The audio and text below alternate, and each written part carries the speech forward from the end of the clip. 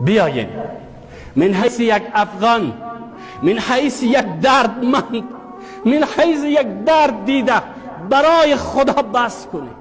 دیگر دشمن شاد نکنید، با آسیاب دشمن آب نریزید، دیگر اطفال را یتیم و زنان را بیوه نکنید.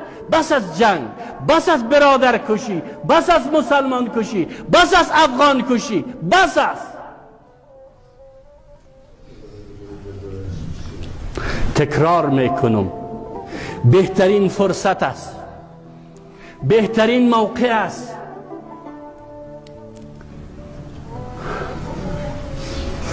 ورونو دغه برخه او دغه موقع او دغه فرصت او دغه وقت چې تاسو ته میلاو سوی دی، دا وقت طلایی وقت ده، دا چانس طلایی چانس ده.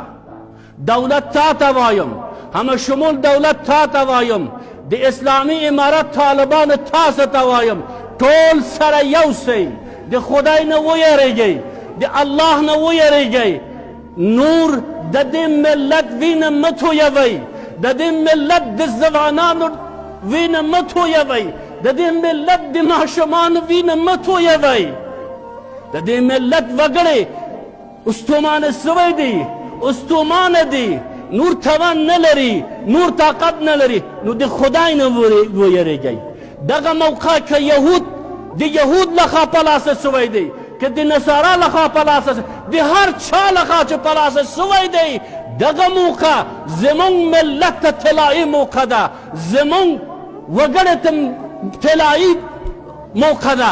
بیا راځئ چې له دې موقع نه ستره استفاده وکړو، ستره یو بل ومنو، یو بل وزغمو. تر کله، تر کومه وخته پورې موږ یو په بل باندې دښمني وکړو؟ تر کله پورې؟ تر کومه وخته پورې؟